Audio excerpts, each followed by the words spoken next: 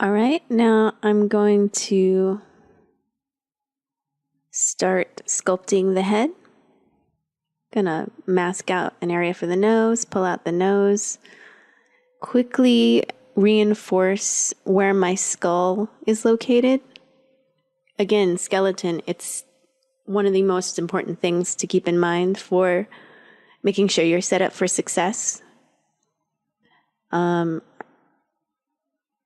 I basically how I got to the point where I could make a skull from scratch in ZBrush very quickly and note all of the planes that I have to hit. It's really just from sculpting them, like literally 100 of them, you know, just from a sphere, nailing it within 10 minutes, going to the next one, not saving it, doing another one, and making sure that it doesn't have to be a super high res skull, but as long as all of the silhouettes, proportions, landmarks are correct and it looks pretty good as a low res model, then you can move on to the next one. And every time you do the next one, it's going to keep getting better than the last one. And it's great. And it also helps you memorize it. So you can do something like this very quickly. So I'm using my reference sheet to kind of pull out some features that I notice, especially with an African female's skull. It's really great cheekbones.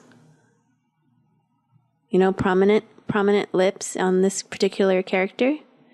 And I just want to make sure that, the shape of the face kind of matches what I want for this look of the character. And big cheekbones and really nice lips and nose features will help that. And I'm starting with the eyes closed just to kind of get the character I want from the light. Facial features and stuff, it's a whole other week-long class that could be taught on that alone. I'm blowing through it very quickly just to make sure I can show you the whole character process. But I would recommend taking some time and studying faces. Go ahead and, get some Bridgman or Loomis books, or just start studying facial likenesses, on top of the skulls. Then you can definitely start building in forms. You don't have to know every muscle in the face, but enough to know what kind of makes it look the way it does. And also why eventually your topology will need to flow in that specific direction. So now I'm just double checking that my eyes, my chin, my ears, everything's kind of getting blocked in.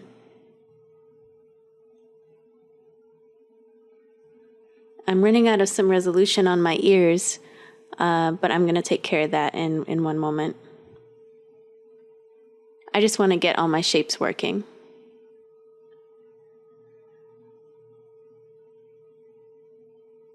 I need to mask out some of that stuff and pull it out a little bit.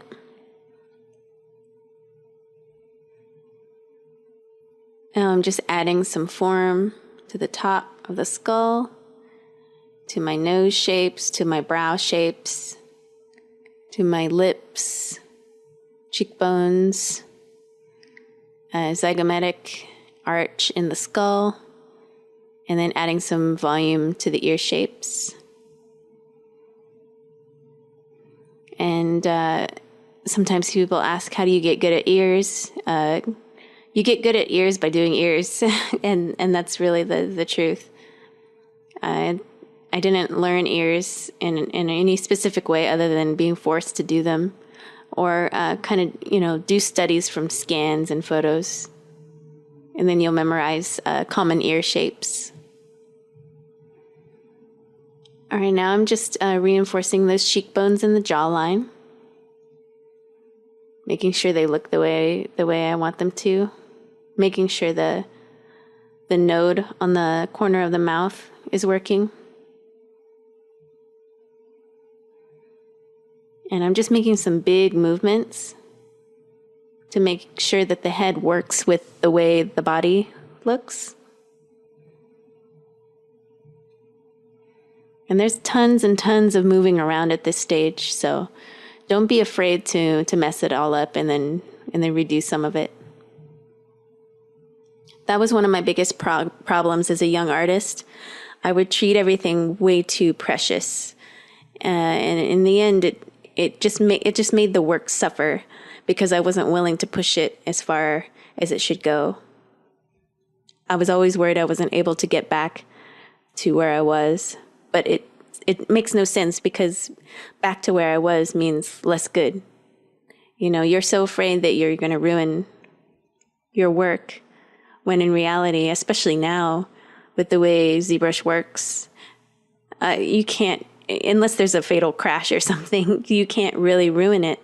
You can always recover and rebuild, and every time you have to rebuild, you know, it's just another opportunity to practice, and then you just keep getting better and better with every new practice. So now I'm just isolating the ear for a little bit, sculpting in major ear shapes. Like I said, I only got good at ears by doing ears. Also, cleaning up scans helped me learn how ears are supposed to work. And retopologizing an ear is definitely a way to learn how it's supposed to, how all those forms work together. All right. Now I'm just trying to clean up my silhouette a bit. Clean up the brow. Just going over everything just like the body. You know, you start low and then you keep working higher and higher to refine the detail that you want.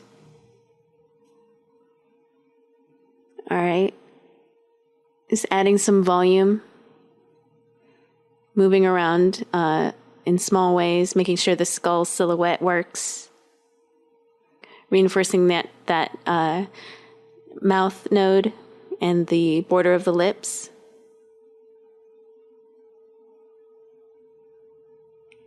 Getting that brow working. Making sure the eyelids, you know, look like an eyeball can actually fit inside them. That's important. You know, just try your best to be aware of the volume underneath. Because there's tons of volumes underneath.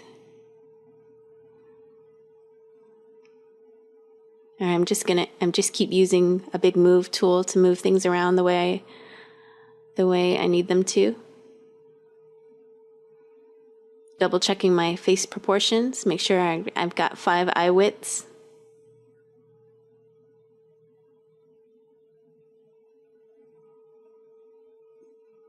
All right. Pulling, you know, some of the silhouettes and the fats out. Checking out African skull shape. Making sure that I'm nailing that silhouette from the side and the front. You know, and you don't have to do something so extreme. You know, we just want to make sure that the skull shape is what we want. And also keep in mind she is female, so if you see a major shape on an African male skull that differs from any other skull, it's just a slight enhancement to that area, like the cheekbones. I wouldn't go crazy unless your character calls for that. Since she is a female, she's going to be a bit more graceful, so just keep that in mind, that a female skull is much more graceful and subtle than a male skull. And now I just brought in some eyes and caruncula models just to sculpt the eyelids open now.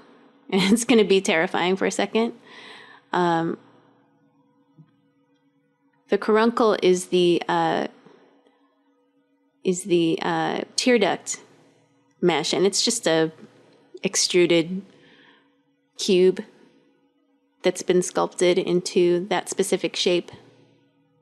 I would take a look at some eyeball diagrams, and also make sure that your eyeball width is specific to the age of your character.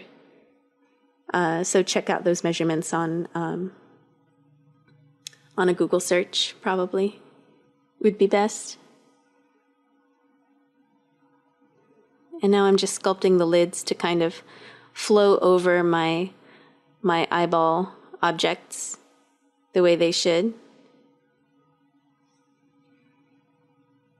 Also, keep in mind that your eyeballs are tucked up under,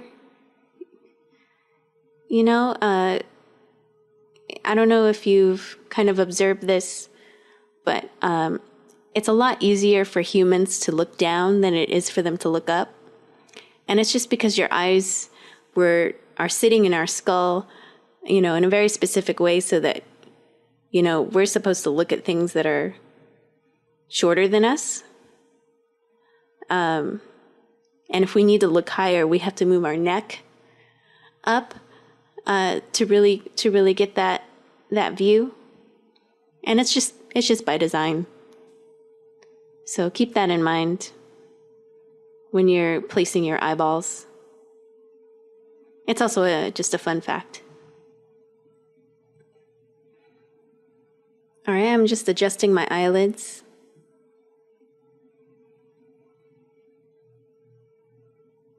Just trying to make it as neutral as possible. You're always going to want to make sure that you're catering to the next person in the pipeline. So make sure that, your rigging team, if they haven't told you already, make sure to ask if they want eyes open, eyes closed, eyes half-lidded, mouth open, mouth closed, those kinds of questions you'll need to find out before you deliver them a model that they can use.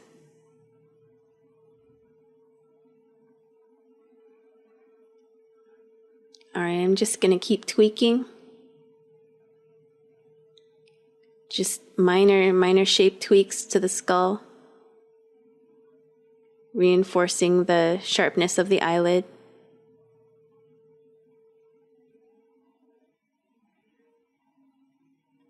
Making sure that lid wraps around the eyeball and there's not like an uneven lid thickness on the top or the bottom. And that's very important to note.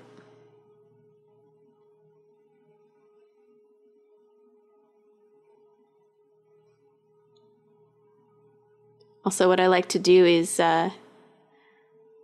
make sure that that bottom lid looks like it could tuck underneath the top bit of fat on your eyelid. And you'll have to definitely model that in at the retopology stage for the rigging team to be able to tuck that eyelid underneath. All right, just refining using Move, sculpting in fat areas, reinforcing skull silhouettes, reinforcing fat pads, brow. And now I'm just kind of poly painting for a little bit. And that kind of helps sell me on the design of my character. If I can just do some grayscale poly painting.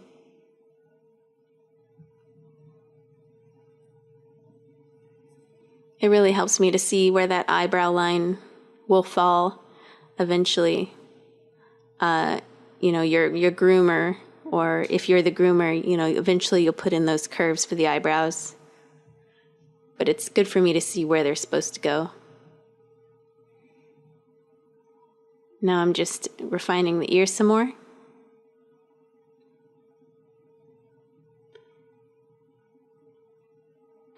All right, now what I've done is I've masked out my lowest res. On my lowest res, I've made sure that my head is the only part that's unmasked. And if you divide at that level, at your lowest level, with your head unmasked, it's going to increase the resolution for the unmasked area only. So that way I can increase the highest level that my ear can go. So now I can sculpt in some more ear detail. So basically, if you looked at my mesh, it's super messy, but the head is twice the res as the body at this time. So now I can really sculpt in some more details, some nostril detail, really start to sculpt in, the back of the ear and all the ear shapes.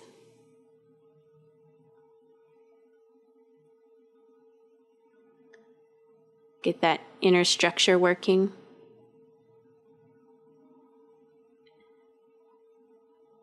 Going over the eyelids one more time. The lip line. And just refining areas. Again, this is like the third pass, if you will, on the face, where I'm going in with an even finer brush over the same parts and reinforcing all these shapes again, smoothing, refining, smoothing, refining. Making sure my sternocleidomastoid is in the right spot. Upping the specularity on my matte cap helps sometimes to see if there's any weird surface problems. Adding some pads on the lips, again with the sternocleidomastoid and the edge of the clavicle, kind of going over some body areas one more time, especially at this higher res and with this more specular matte cap. It's much easier to see some parts I need to fix and refine and adjust. Just up-resing some areas.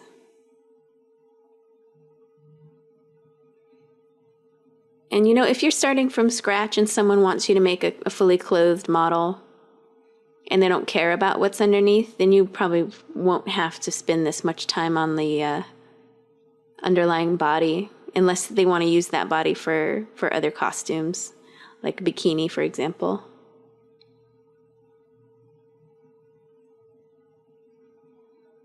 Now I'm doing another pass on every bit.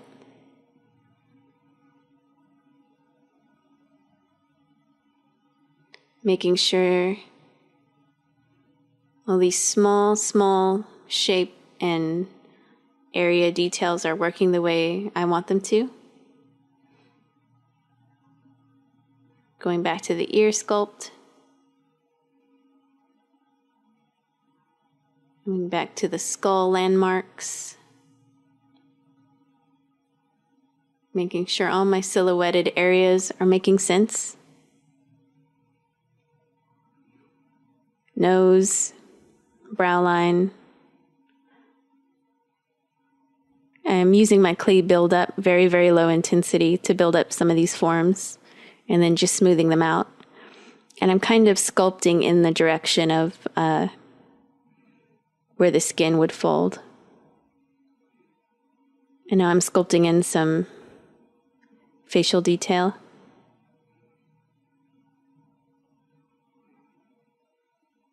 Getting into the lips and the nose a little bit more. Just a lot of iterations. You're going to find that you know every time you come back, you're going to find something else to adjust. All right. It's building in some volume underneath the lips. Making sure the side of my skull is working. And now making sure that my rib cage and sternum are all kind of working together, getting my back anatomy kind of as tight as my front anatomy, using that sacral triangle to work, and the lat triangle that meets up with the trapezius and your scapula. And just playing with light, reinforcing a lot of areas.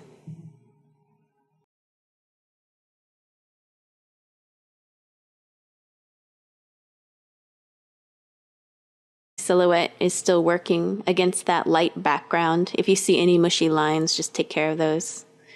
Use a big move tool or smooth that out. Now I'm just reinforcing my my as is and the muscles that are connected to it. Reinforcing my tibia and my knees.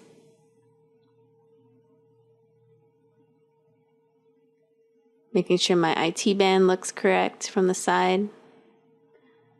All right, now refining some of my hands. Going back in and up, just like we've updated the rest of the body, we got to update these parts too.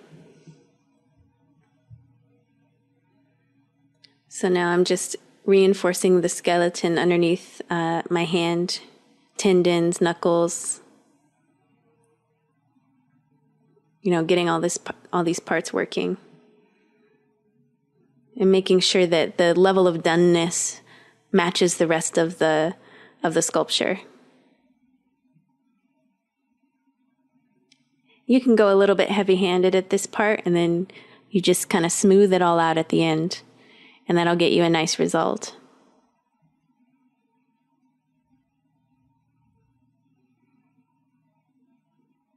And I just keep using big moves, making sure that these hands really look correct and work with the rest of my body. I'm going to reinforce these fingernails. You know, they're not perfect right now, but we're going to model in some fingernail objects eventually to replace them.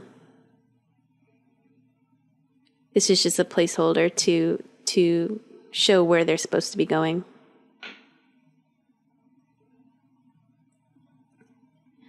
And I'm making sure that the fat pads underneath the fingers are taken care of. I do a first pass on some wrinkles on the palm. And now I'm just going through each finger, making sure to look at it from all angles and constantly turn it around. Make sure that all the silhouettes from all sides are working.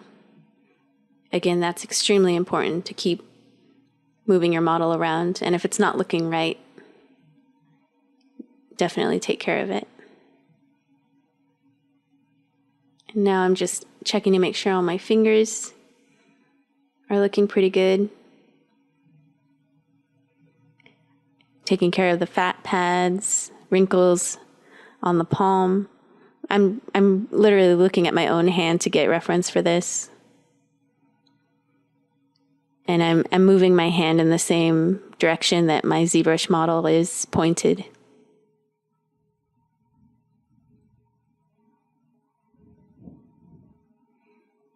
All right, just reinforcing those tendons.